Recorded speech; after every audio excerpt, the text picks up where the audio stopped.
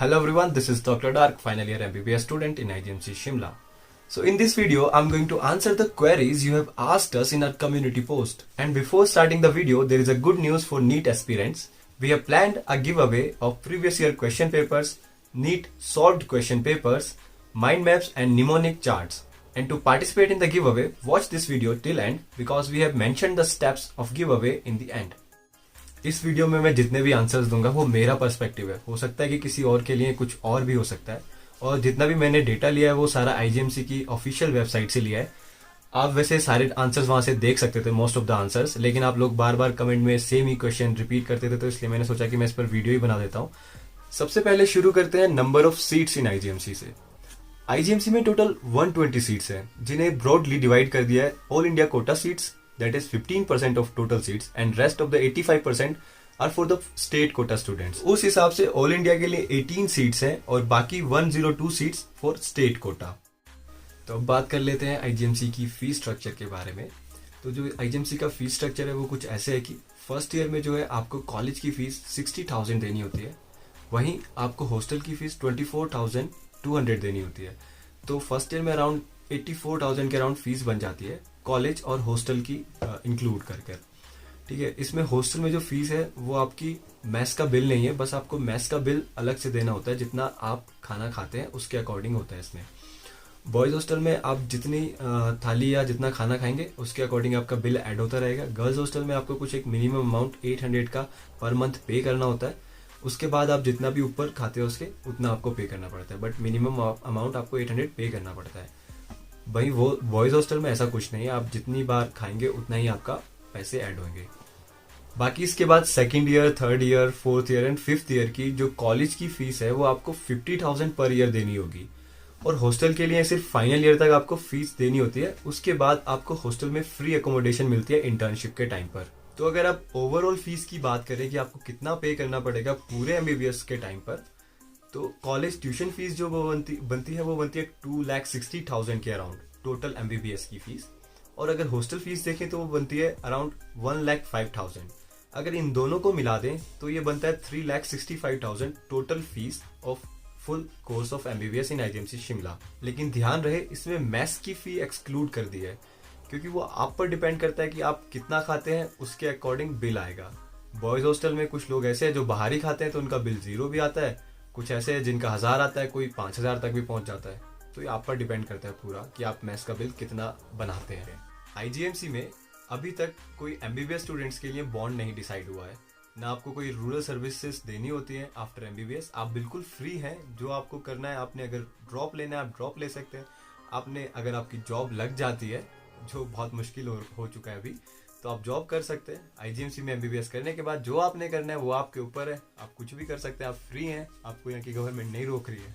IGMC में state scholarship and national scholarship दोनों ही है, मतलब वो एक क्राइटेरिया होता है, आपको वो पार करना होता है, उसके बाद स्कॉलरशिप मिलती है। जैसे ऑल इंडिया से जो पोस्ट मैट्रिक स्कॉलरशिप होती है उसके लिए एक मिनिमम क्राइटेरिया होता है कि 50% मार्क्स, वैसे तो सारी स्कॉलरशिप के लिए यही क्राइटेरिया होता है कि हर ईयर में आपके 50% मार्क्स से ऊपर होने चाहिए, और उसके बाद वो आपको एक मिनिमम अमाउंट देता है। जैसे ऑल इंडिया से जो स्कॉलरशिप मिलती थी वो शायद 30,000 पर ईयर के अराउंड होती है। Documents needed for AIQ and state quota seats. तो जब भी आपको सीट अलॉट होगी किसी भी कॉलेज में, चाहे आईजीएमसी हो कोई भी कॉलेज हो, तो आपके पास जो मेल आएगा उसमें या आपके पास अलॉटमेंट लेटर के साथ जो भी मैसेज आएगा उसमें सारी लिस्ट लिखी होगी कि आपको कौन से डॉक्यूमेंट चाहिए, और ये डिपेंड भी करता है और कॉलेज पे डिपेंड करता है। तो आईजीएमसी में जो बेसिकली चाहिए, वैसे तो हर जगह यही चाहिए होता है कि आपके पास अलॉटमेंट लेटर होना चाहिए जिसमें आपकी रैंक लिखी होगी, जिसमें आपके मार्क्स लिखे होंगे नीट के, और आपकी कैटेगरी वाइज या फिर जो आपको कॉलेज अलॉट हुआ है वो आपका लिखा होगा उसमें। उसके साथ आपकी एक आईडी प्रूफ चाहिए, चाहे आधार कार्ड, चाहे वोटर आईडी कार्ड, कुछ भी एक आईडी प्रूफ होना चाहिए। और थर्ड थिंग, आपके पास 10+2 की मार्कशीट होनी चाहिए, चाहे वो फोटो स्टेट हो, कुछ भी हो आपके पास। वैसे ओरिजिनल ऑल इंडिया से जब आते हैं बच्चे तो ओरिजिनल मार्कशीट या सारे डॉक्यूमेंट्स रखवाते हैं, उसके बाद वो वापस दे देते हैं। मार्कशीट के बाद आपको चाहिए होगा क्या, जो आप अगर किसी दूसरे बोर्ड से आते हैं तो आपको माइग्रेटरी सर्टिफिकेट चाहिए होता है। अगर आप हिमाचल के बोर्ड से ही पढ़ते हैं तो आपको माइग्रेशन सर्टिफिकेट नहीं चाहिए होता है। इसके बाद जो इम्पोर्टेंट सर्टिफिकेट है वो है कास्ट सर्टिफिकेट। आपकी अगर किसी कैटेगरी के थ्रू एडमिशन हुई है तो कास्ट सर्टिफिकेट आपके पास होना ही होना चाहिए। और आप अगर किसी स्टेट को बिलोंग करते हैं, ऑल इंडिया से आते हैं, तब आपके पास डोमिसाइल तब भी होना चाहिए। अगर आप हिमाचल के ही डोमिसाइल हैं तब भी होना चाहिए। यहाँ पर एक डाउट था कि अगर हम हिमाचल के बोनाफाइड हैं और हम किसी दूसरे स्टेट में पढ़ रहे हैं, 10+2 कर रहे हैं, तो क्या हम इस हिमाचल में एडमिशन ले सकते हैं स्टेट कोटा के थ्रू? हाँ, बिल्कुल आप एडमिशन ले सकते हैं स्टेट कोटा के थ्रू, अगर आप बोनाफाइड हैं, आपके पास डोमिसाइल सर्टिफिकेट है, बस वही वैलिड है। उसके बाद आप कहीं भी पढ़ें पूरे इंडिया में, या जहाँ भी पढ़ना चाहते हैं आप आकर नीट दें और आप अपने स्टेट कोटा के थ्रू एडमिशन ले सकते हैं। एक क्वेश्चन ये था कि अबाउट इन्वायरमेंट ऑफ कॉलेज, तो मैं उसका कंटेक्स्ट समझ नहीं पाया कि वो किस बारे में पूछना चाह रहा है, वेदर ऑफ कॉलेज या फिर लोगों के बारे में। तो अगर वेदर की बात करें तो यहाँ बारिश भी ठीक होती है और बर्फबारी भी ठीक होती है, बट कभी गर्मी नहीं लगती है। और अगर कॉलेज के लोगों की बात करें तो ये तो तुम्हारे ऊपर डिपेंड करता है कि तुम उनसे कितना अच्छे से दोस्ती कर पाते हो या फिर तुम कितना क्लोज हो पाते हो लोगों के। अगर हिमाचल के लोगों की बात करें तो मैं गर्व से बोल सकता हूँ कि इतने सीधे और शरीफ लोग तुम्हें पूरे इंडिया में नहीं मिलेंगे। बाकी किसी दूसरे स्टेट में जाओगे तो तुम्हें वहाँ पे एग्रेशन और रेज मिलता ही रहेगा। मैं अपना एक इंसिडेंट बताता हूँ कि हिमाचल कितना सेफ है मेरे अकॉर्डिंग। बाकी बहुत सारे इंसिडेंट होते हैं लोगों के, तो लोगों के ऊपर डिपेंड करता है वो कैसे उसको देखते हैं, पर्सपेक्टिव पे डिपेंड करता है हर किसी के। तो मेरे हिसाब से तो ये सेफेस्ट प्लेस है, क्योंकि एक बार मेरी रात में बाइक में रोड पर चाबी लगी रह गई थी। अगले दिन सुबह जाके देखा तो वो चाबी वैसी की वैसी लगी हुई है, किसी ने कुछ नहीं छेड़ा है, और वो रोड चलने वाला था, वहाँ पे लोग बहुत गुजरते भी हैं रात को। अगर कहीं यूपी, दिल्ली या बिहार में कहीं होता तो मेरी बाइक के टायर अलग होते और बाइक की चाबी बाइक ही अलग हो जाती बिना चाबी के। वो तो अगर चाबी भी नहीं होती है तब भी उठा के ले जाते हैं। कॉलेज कैंपस और हॉस्पिटल आपस में इंटरकनेक्टेड है या नहीं, तो हॉस्पिटल से कॉलेज आने में मुश्किल से 2 से 3 मिनट लगते हैं, लेकिन कॉलेज से हॉस्पिटल जाने में 5 मिनट तक लग जाते हैं, ज़्यादा भी लग सकते हैं, डिपेंड करता है आपकी कैपेसिटी कितनी है। क्योंकि हॉस्पिटल जो है वो हाइट पर है और कॉलेज थोड़ा निचली साइड पर है, तो सीढ़ियाँ चढ़नी पड़ती हैं, जाहिर सी बात है आप थोड़ा थक भी जाते हैं चढ़ते चढ़ते, लेकिन इतना दूर भी नहीं है। कॉलेज कैंपस टूर की वीडियो में शायद आप अच्छे से देख पाएँ और समझ पाएँ कि कितना इंटरकनेक्टेड है। वैसे तो एक ही एरिया में है सारा।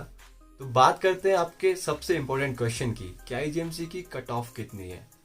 क्योंकि आप लोगों को एक अपनी रैंक या अपने मार्क्स की कट ऑफ डिसाइड करने जितना आप पढ़ सकें। तो पर्सनली मैं अगर बताऊं तो मुझे कट ऑफ का कॉन्सेप्ट ही समझ नहीं आया। आप बोलते हैं कि आपको एक पर्टिकुलर मार्क्स सेट करने हैं ताकि आप उतने मार्क्स ला सकें और फिर उसके बाद आपको आईजीएमसी मिल जाए।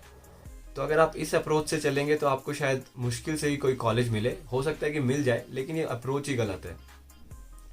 अगर आप सोचेंगे कि हमने सिर्फ इतने क्वेश्चन अटेम्प्ट करके आने, इतने मार्क्स हमारे मिल जाएंगे तो अपन सीट में आईजीएमसी में सीट स्कोर कर लेंगे।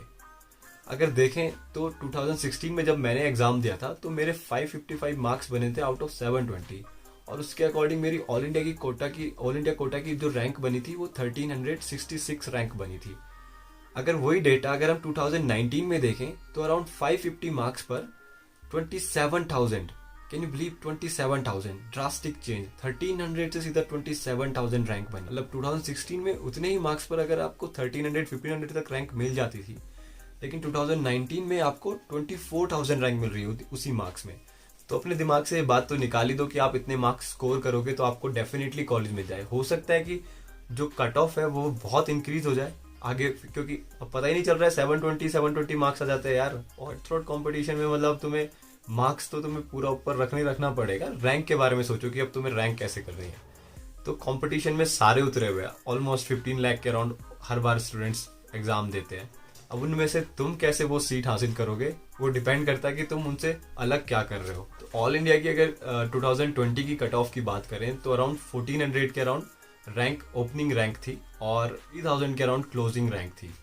और मार्क्स का जो मार्क्स थे वो अराउंड 640 या 650 के अराउंड मार्क्स थे, क्योंकि एग्जैक्टली मुझे भी नहीं पता चला है।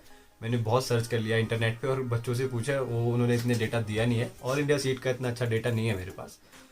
तो अब मैं यही बोलना चाह रहा हूँ कि ये फ्लक्चुएशन होती रहती है। फ्लक्चुएशन पे तो तुम इस पे ध्यान मत दो ना, तुम अपनी रैंक को उन 1000 बच्चों में लाने की कोशिश करो ना। टॉप 1000 या टॉप 2000 में तुमने रैंक लानी है अगर तुम्हें ऑल इंडिया से आईजीएमसी चाहिए। तो आपका एडमिशन होता है नहीं होता है तो इस बात पे डिपेंड करेगा कि आपकी रैंक कितनी है, आपसे कितने बच्चे पीछे हैं, ठीक है, आप कितना आगे हो उनसे, तब आप अपना कोई कॉलेज सेलेक्ट कर पाओगे ना। लेकिन आप पहले ही सोच के बैठ जाओ कि मैं तो सिर्फ 650 तक स्कोर करूंगा, उसके बाद मुझे आईजीएमसी कॉलेज मिल जाएगा, बस मुझे उतना स्कोर करना है, उतने हिसाब से प्रिपरेशन करोगे। जब तक आप पूरा क्वेश्चन पेपर अटेम्प्ट करने की प्रिपरेशन नहीं करोगे तो आपके उतने मार्क्स भी नहीं आएंगे।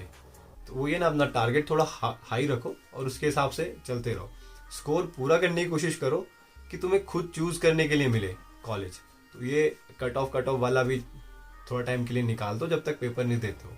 पेपर देने के बाद डिसाइड करना कि इतनी कट ऑफ पिछले साल थी, तो क्या मुझे अब जितने मेरे मार्क्स आ रहे हैं उसके हिसाब से मुझे मिल जाएगा या नहीं मिल जाएगा। तो अभी इन चीज़ों के बारे में मत पढ़ो, अभी तुम पूरा क्वेश्चन पेपर अटेम्प्ट करने की कोशिश करो। वैसे तुम कमेंट सेक्शन में फिर से ऑल इंडिया या स्टेट की कट ऑफ पूछोगे, तो इसलिए मुझे तो बताना ही है, तो मैं स्टेट कट ऑफ बता देता हूँ आपको। आईजीएमसी में स्टेट के लिए जनरल कैटेगरी की जो कट ऑफ मार्क्स है वो 595 है, और जो स्टेट की रैंक है वो 62 रैंक है। और एससी कैटेगरी के लिए 532 मार्क्स पर बंद हो गए, और एससी कैटेगरी के लिए 524 मार्क्स थे। आईजीएमसी में जो स्टेट की सीट्स हैं उनको सिर्फ जनरल एससी एसटी में डिवाइड नहीं किया है, वो फर्दर भी डिवीजन हुआ है उनका, जैसे ओबीसी या फिर child of ex serviceman, ward of freedom fighter, backward area से जो बिलोंग करते हैं उनके लिए, फिजिकल हैंडीकैप्ड के लिए 5 सीट्स हैं, सिंगल गर्ल चाइल्ड के लिए 1 सीट है, child of the with in refugees के लिए 1 सीट है, और जो ईडब्ल्यूएस कैटेगरी में आते हैं उनके लिए 10 सीट्स हैं। और ये सारा जो डेटा मैं आपको बता रहा हूँ इसका मैं लिंक या इसके फोटोज मैं अपने टेलीग्राम चैनल पर डाल दूंगा, जिसका लिंक मैंने डिस्क्रिप्शन में दे दिया है। लेकिन अगर ऑल इंडिया कोटा की सीट्स को देखें तो उसमें सिर्फ 3 डिवीजन हुए हैं, general category, SC and ST. तो टोटल 18 सीट्स है, तो जनरल कैटेगरी के लिए 50% रिजर्वेशन होती है, तो उसमें 9 सीट्स मिलेंगी। बाकी जो सीट्स 9 बची हैं उसमें से एससी के लिए थोड़ी ज़्यादा होंगी, एसटी के लिए थोड़ी कम होंगी, मे बी 4 और 3 का डिवीजन होगा, मेरे को एक्जैक्टली नहीं पता है। बट अगर ड्रेस कोड की बात करें तो आईजीएमसी में कोई ड्रेस कोड तो नहीं है, आपको जो पहनना है आप वो पहनकर जा सकते हैं। लेकिन अगर वाइवास चल रहा है तो स्पेसिफिकली फॉर्मल आपको कपड़े पहनकर जाने होंगे। अगर लड़कियां हैं तो उनको सूट सलवार पहनना मतलब कंपलसरी तो नहीं है, लेकिन आपके इंप्रेशन के लिए ज़्यादा अच्छा रहता है। अगर टीचर्स की नज़रों में आ जाते हैं तो फालतू में आपके मार्क्स भी कट सकते हैं, या फिर आपको आगे सप्ली भी भुगतनी पड़ सकती है। तो इसलिए थोड़ा डिसेंट सा अगर लुक बना के जाएंगे तो ज़्यादा बेटर है। बालों के लिए बहुत बोलते हैं आपको, अगर वार्ड में अगर इधर उधर देख लिया है। एक क्वेश्चन था कि रूम शेयरिंग होता है या नहीं होता है, तो मैंने अपने बॉयज़ हॉस्टल वाले ब्लॉग में ही बताया कि फर्स्ट ईयर से बॉयज़ हॉस्टल में सिर्फ फर्स्ट ईयर से फाइनल ईयर तक या इंटर्नशिप तक आपको सिंगल रूम ही मिलता है, सिंगल बंदे को सिंगल रूम मिलता है। फर्स्ट ईयर में बस आपको जंगू फ्लोर यानी जूनियर फ्लोर पर रहना पड़ता है ताकि आपकी रैगिंग ना हो जाए। उसके बाद आप सेकेंड ईयर से जो आपने रूम रखना है वो आप लास्ट तक रख सकते हैं, इंटर्नशिप तक, या उसके बाद अगर चेंज करने का मन है, अगर कोई खाली है तो आप चेंज कर सकते हैं। बाकी आपके ऊपर डिपेंड करता है कि आपने लास्ट तक वही रखना है तो आप वो रख सकते हैं, कोई नहीं बोलेगा। बट गर्ल्स हॉस्टल में ऐसा होता है कि 2 हॉस्टल अलॉट होते हैं। मेनली जो हॉस्टल अलॉट होता है गर्ल्स को वो ब्लेसिंगटन हॉस्टल है, और दूसरा जो है वो सिस्टर निवेदिता हॉस्टल में एकोमोडेशन होती है, लेकिन उसमें मुश्किल से 5 या 10 लड़कियाँ ही अलॉट करते हैं, पर वहाँ भी बंद कर दिया है। ब्लेसिंगटन हॉस्टल में 3rd ईयर तक 2 लड़कियों को एक रूम शेयर करना होता है, उसके बाद आपको सिंगल रूम अलॉट हो जाता है। एक क्वेश्चन था कि कैडेवर्स पर स्टूडेंट, तो आईजीएमसी में मेनली मिनिमम 2 कैडेवर्स या मैक्सिमम 4 कैडेवर्स एक बैच को मिलते हैं। तो एक क्वेश्चन था कि how tough is to live in Shimla when temperature goes negative. तो पहली बात तो ये कि आप जब शिमला आते हो तो आप अडेप्ट हो जाते हो यहाँ की जो टेम्परेचर है उसके अकॉर्डिंग, क्योंकि गर्मियों में भी टेम्परेचर 20, 22, 25 तक जाता है मैक्स, और सर्दियों में जो मिनिमम टेम्परेचर जाता है वो -5 तक जाता है। जब बर्फ़ पड़ रही होती है तब इतनी ठंड नहीं लगती है, लेकिन बर्फ़ जब पिघल रही होती है तब ज़्यादा ठंड लगती है। तो उस टाइम पे वैसे रूम हीटर्स आप हॉस्टल में तो 24 घंटे चला सकते हैं, आपको उसका बिल पे नहीं करना पड़ता क्योंकि आपका इलेक्ट्रिसिटी का बिल एक ही बार पे हो जाता है। अडेप्टेशन की बात ऐसी है कि मैं भी प्लेन एरिया से बिलोंग करता हूँ, मैंने भी अपनी लाइफ में शिमला से पहले कभी स्नोफॉल नहीं देखी थी, तो मैं भी अडेप्ट हो चुका हूँ। अगर मैं अडेप्ट हो सकता हूँ तो मुझे लगता है कि कोई भी अडेप्ट हो सकता है। वैसे मुझे भी बहुत ठंड लगती थी जब स्टार्टिंग में मैं आया था यहाँ शिमला में, क्योंकि उसके बाद धीरे धीरे आप अडेप्ट हो जाते हो तो आपको यहाँ ज़्यादा अच्छा लगता है। पता नहीं ये डाउट कितनों को आया है कि आईजीएमसी में एडमिशन लेने के लिए कौन सा टेस्ट देना पड़ता है। तो आईजीएमसी में ही नहीं, एम्स में भी एडमिशन लेने के लिए आप एक ही टेस्ट देना पड़ता है जिसका नाम नीट है। आपने सुना भी होगा, नहीं सुना होगा तो नीट का मतलब होता है national eligibility cum entrance test. इसको देने के बाद आपको एक रैंक मिलती है, आपके जितने नंबर आते हैं उसके अकॉर्डिंग, और उस रैंक के अकॉर्डिंग आपको कॉलेज मिलते हैं। अगर आप टॉप रैंक में आते हो तो आपको एम्स दिल्ली भी मिल सकता है, या फिर बाकी पेरिफेरल एम्स मिल सकते हैं, या फिर अगर आपकी रैंक ज़्यादा थोड़ी पीछे आ गई है 1000-2000 में, तो आप किसी स्टेट में बेटर मेडिकल कॉलेज ले सकते हैं। अब बात करते हैं कि आप गिव अवे में कैसे पार्टिसिपेट कर सकते हैं। तो हमने अपना गिव अवे बहुत सिंपल रखा है। आप जो भी कमेंट करेंगे, आपकी कमेंट पे जिसकी कमेंट पे सबसे ज़्यादा लाइक आएंगे 28 फरवरी 12 बजे तक, उसको हम विनर बनाएंगे, और ये बहुत अनबायस्ड रिजल्ट होगा, आप सब भी देख सकते हैं। उसके बाद हम आपको अप्रोच करेंगे, और जिसकी भी कमेंट सबसे ज़्यादा लाइक्स लेकर आती है हम उसको ये जो सैम्पल पेपर्स और क्वेश्चन पेपर्स की हम बात कर रहे थे और जितने भी निमोनिक्स और ये सारे चार्ट की हम बात कर रहे थे, ये सारे हम उसको एड्रेस पर हम पार्सल करा देंगे। और आप अपनी कमेंट पर कैसे भी लाइक ला सकते हैं, चाहे आप अपने घर वालों को भेज कर बोलें कि इसको लाइक करो, जैसे भी आपने लाइक्स लाने हैं, जिसकी भी कमेंट पे लाइक होंगे सिर्फ हम उसको चुनेंगे। ठीक है, फिर मिलते हैं नेक्स्ट वीडियो में।